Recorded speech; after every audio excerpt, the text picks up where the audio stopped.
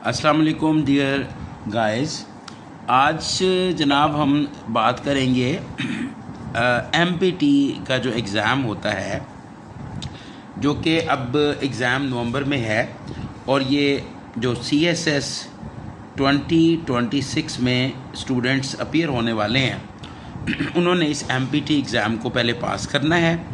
और ये जो एमपीटी एग्ज़ाम है that is basically MCQ based preliminary test. इसको MCQ बेस्ड प्रीलिमिनरी टेस्ट कहा जाता है, और CSS में अप्लाई करने के लिए इस टेस्ट को पास करना ज़रूरी होता है।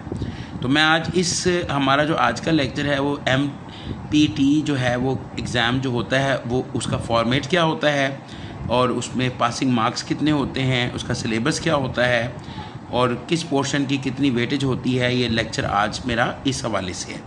तो हम इसके हवाले से कुछ बेसिक चीज़ें पहले डिस्कस करते हैं। देखें, एक तो ये है कि इसका जो टोटल मार्क्स हैं वो 200 हैं। ये ब्लॉक मैं बना रहा हूँ, दैट्स वेरी इंपॉर्टेंट। ये जो ब्लॉक है इसके अंदर जो चीज़ें लिखी हुई हैं ये आपके लिए बहुत अहम है। अच्छा, ये गौर कीजिएगा, इसमें मैंने इंपॉर्टेंट चीज़ें डिस्कस की हैं। टोटल ये जो MCQ बेस्ड आपका एग्ज़ाम होगा उसके 200 नंबर होंगे, और ये डेफिनेटली जैसे कि इसका नाम है MPT यानी MCQ बेस्ड प्रीलिमिनरी टेस्ट, तो टेस्ट टाइप जो होगी वो टोटल MCQs बेस्ड होगी। इसमें आपको MCQs आएंगे, 200 MCQs आएंगे। इसके लिए आपको कितना टाइम मिलेगा? इसके लिए आपको 200 मिनट्स मिलेंगे इसको हल करने के लिए।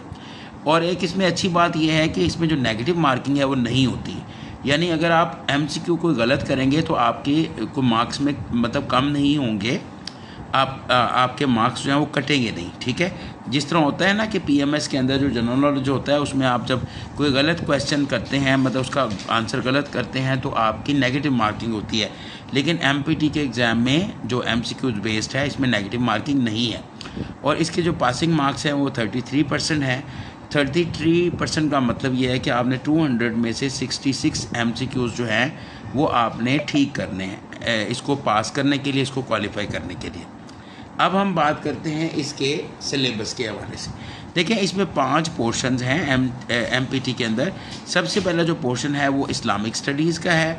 मुस्लिम कैंडिडेट्स के लिए इस्लामिक स्टडीज़ है, और जो नॉन मुस्लिम्स हैं उनके लिए सिविक्स एंड एथिक्स जो है उससे रेलिवेंट MCQs आते हैं। और इस पोर्शन की वेटेज जो है वो 20 मार्क्स है, यानी आपका जो MPT का एग्ज़ाम होगा उसमें 20 MCQs जो होंगे वो इस्लामिक स्टडी या सिविक्स एंड एथिक्स के रेलिवेंट होंगे।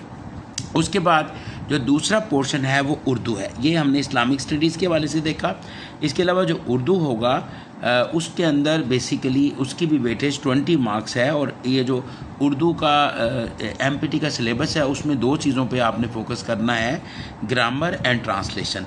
यानी उर्दू के पोर्शन में 20 MCQs आएंगे, और वो 20 MCQs ग्रामर में से और ट्रांसलेशन में से आएंगे। उसके बाद जो तीसरा पोर्शन है वो इंग्लिश। देखिए, इंग्लिश का जो पोर्शन है इसकी वेटेज काफ़ी ज़्यादा है। इसकी वेटेज पहले दिन में रखिएगा 50 मार्क्स है, यानी 50 MCQs MPT के अंदर इंग्लिश में से आएंगे। और उसमें आपने कौन कौन सी चीज़ों को देखना है, इसमें ग्रामर में से MCQs होंगे, वोकैबुलरी में से होंगे, और कम्प्रीहेंशन में से MCQs होंगे। देखिए, एक कम्प्रीहेंशन आपको CSS में जो प्रेसी का पेपर होता है उसके साथ कम्प्रीहेंशन आती है, वो अपने फुल लेंथ कम्प्रीहेंशन करनी होती है। यहाँ पे कम्प्रीहेंशन MCQs बेस्ड आएगी, यानी एक पैराग्राफ होगा, फिर क्वेश्चंस के आंसर्स, उसके 4 ऑप्शंस होंगी, और आपने ठीक ऑप्शन जो होगी उसको जो है वो आइडेंटिफाई करना होगा। तो इसमें 3 चीज़ें हमने करनी होती हैं इंग्लिश में, ग्रामर, वोकैबुलरी एंड कम्प्रीहेंशन, और 50 MCQs इंग्लिश के पोर्शन में से आते हैं। इसके बाद चौथा पोर्शन जो सबसे ज़्यादा जिसकी वेटेज है जनरल एबिलिटीज़ का पोर्शन है, और इसमें से 60 MCQs आते हैं। और इसमें सिलेबस में क्या चीज़ें हैं वो हम डिस्कस कर लेते हैं। इसमें जनरल एबिलिटीज़ में आपने बेसिक अरिथमेटिक को, अलजेब्रा ज्योमेट्री को, लॉजिकल प्रॉब्लम्स, एनालिटिकल रीजनिंग और मेंटल एबिलिटीज़ जो है उनकी प्रैक्टिस करनी होगी। इससे रेलिवेंट MCQs आएंगे, 60 MCQs होंगे, और ये पोर्शन जो है वेटेज के एतबार से सबसे ज़्यादा बड़ा पोर्शन है। ठीक है, आप ये देख लें, इसमें 60 MCQs आ रहे हैं। और इसकी तरह जो लास्ट पोर्शन होगा वो जनरल नॉलेज का पोर्शन है, जिसमें जो है वो टोटल आपके ना 50 MCQs आते हैं, 50 MCQs आते हैं। तो ये देखें जी, इसमें 50 MCQs 3 सब्जेक्ट्स जो हैं जो जनरल नॉलेज के सब्जेक्ट्स कहलाते हैं। CSS में भी इन तीनों सब्जेक्ट्स को जनरल नॉलेज के सब्जेक्ट्स कंसिडर किया जाता है। सिर्फ EDS की जगह उसको हम GSA कहते हैं, जनरल साइंस एंड एबिलिटी, लेकिन यहाँ पे एबिलिटी अलहदा कर दिया है इन्होंने। तो ये एवरीडे साइंस है, पाकिस्तान अफेयर्स है और करंट अफेयर्स है। इसके 50 MCQs होंगे, तो आप इसको काउंट कर लें कि 50 MCQs और 60 MCQs ये 110 हो गए, और इसमें 50 आप ऐड करेंगे तो 160 हो गए, और 40 MCQs ऊपर हो गए, 20 और 20। तो इस तरह ये 200 MCQs बेस्ड एक पेपर है जिसको MPT कहा जाता है।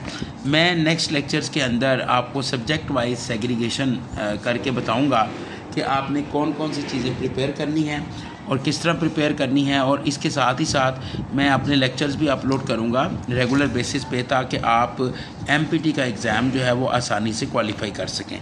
तो I hope good luck for you people कि आप लोग जो है इसकी बेहतरीन तैयारी करें और जो है आप इसको क्वालिफाई करें, क्योंकि MPT जब स्टार्ट हुआ था तो it was an easier exam, but after that उसके साथ साथ फिर जो नेक्स्ट MPTs के एग्ज़ाम हुए हैं वो मुश्किल होते जा रहे हैं, और डेफिनेटली हम एक्सपेक्ट करेंगे या कर सकते हैं कि जो आपका CSS 2026 के लिए MPT होगा वो भी एक मुश्किल होगा, एग्ज़ाम होगा। तो इसके लिए थोड़ी सी प्रेपरेशन गाइडलाइन रिक्वायर्ड है, और अगर आप लोग इसकी गाइडलाइन के हवाले से आप मुझसे रब्ता करना चाहें तो दिस इज़ माई नंबर 03224976 417।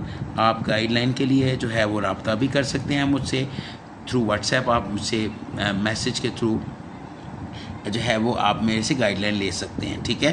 तो बाकी इंशाल्लाह मैं इसके मज़ीद लेक्चर्स जो है वो अपलोड करूँगा। आई होप कि ये लेक्चर आपको हेल्प करेगा और इससे आपको MPT के बारे में बेसिक इन्फॉर्मेशन जो है वो समझ में आ जाएगी, पता चल जाएगी जी। Thank you very much. अल्लाह हाफिज़।